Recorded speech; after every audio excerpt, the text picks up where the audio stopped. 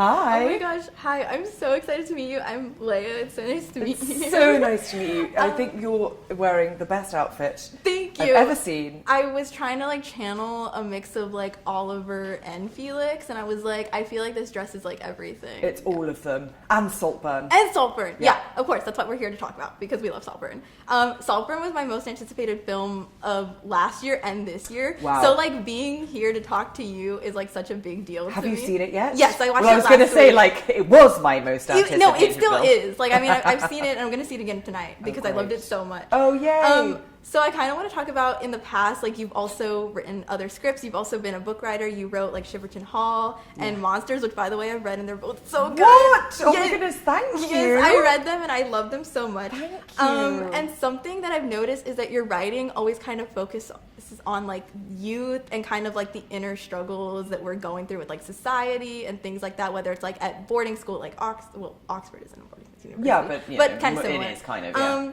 And kind of these inner crises of like the worlds that they are like living in and going through. What do you feel is like the most fascinating about writing characters who are going through inner turmoil? Well, I guess it's sort of, it's also kind of a point when your identity isn't fixed.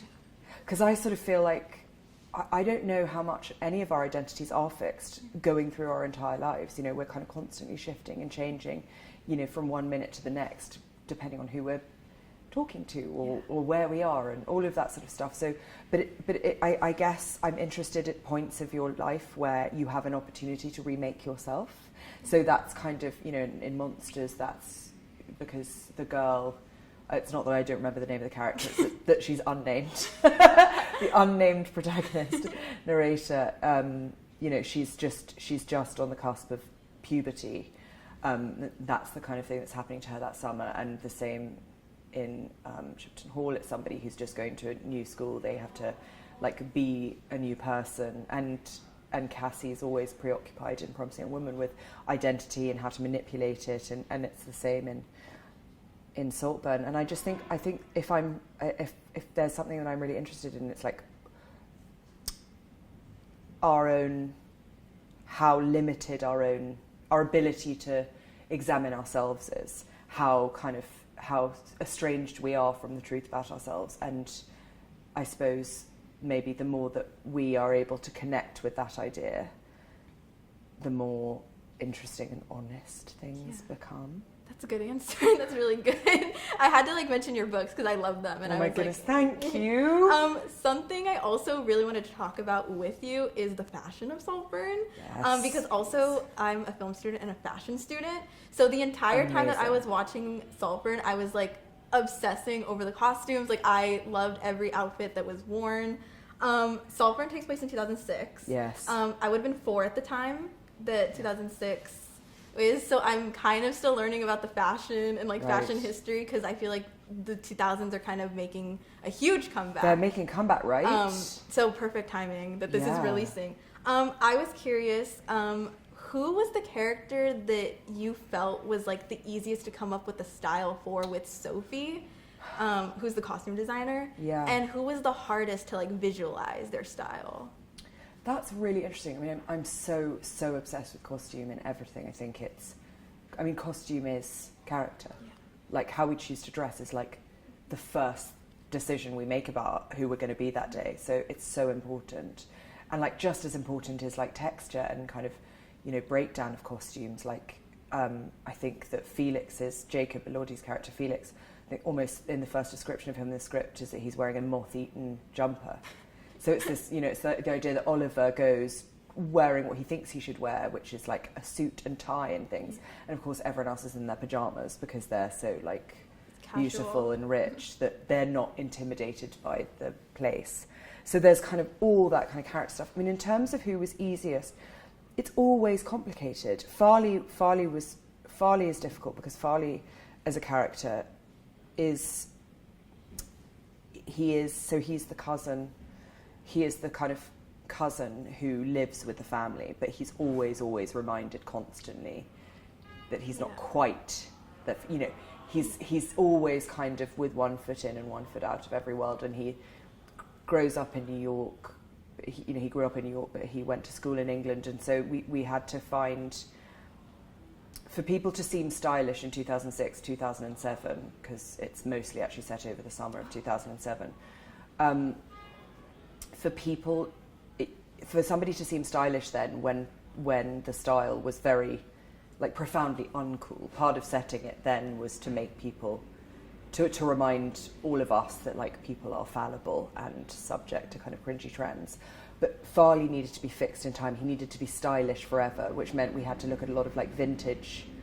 So he wore much more sort of vintage stuff, repurposed his mum's, we imagine that he sort of repurposed his mum's old Hermes scarves, things like that. And so the layering of how things work is always difficult. But Felix was quite easy, because it was just, the idea is that Felix is just a really bad dresser. Because he's so gorgeous. Really? Because, like, so he gorgeous. dresses so well. No, I loved all of his outfits. Of course, because it's him. Because the truth of it is he's actually wearing, like, polo shirts that are 5 sizes too big for him. And he's wearing a T-shirt that says what happens in Cassiope stays in Cassiope in comic stands. Unironically. I mean, absolutely unironically. And he's got those terrible belts that are like, where the buckle is a airplane seatbelt. Just like, he's like, in hindsight, it seems cool. But, like, at the time, it's just dreadful. Yeah. Okay, so my final question is, you did an interview with The Face, and you said that you wanted to write Saltburn, like a story for, like, the boys, like, centered around men. And I had a conversation with this about my best friend in the car after we watched the movie, and kind of how the film tackles, like, male desire and obsession in a way that we as, like, women have never really seen before. And even as a woman, I find myself being jealous of men as well, like certain things and kind of that element. And at the end of the film, like, this isn't a spoiler or anything, would you say that everyone is just sort of jealous of each other in this world that you've created? I think everyone is just, I think maybe it's not necessarily jealous, it's everyone's looking to get something from someone else. Like, we talk a lot about it being a vampire movie, like, but you never know even at the end who the vampires are necessarily. And I think, and I wanted to write, I think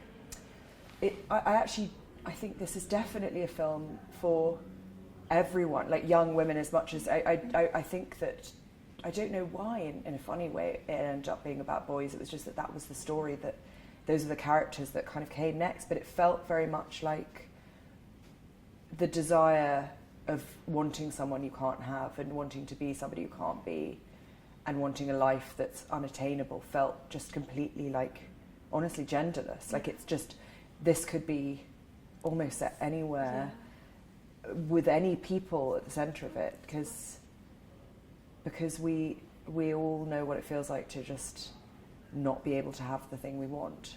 Yeah, and we all want to be someone we want to have. Yeah. Of course. Yeah. Thank you so much. Gosh, thank you so so much. Nice to meet you. It was so nice to meet you. This is truly the best outfit Oh my that God. anyone has worn. Thank you so much, and thank you for reading the books. Yes.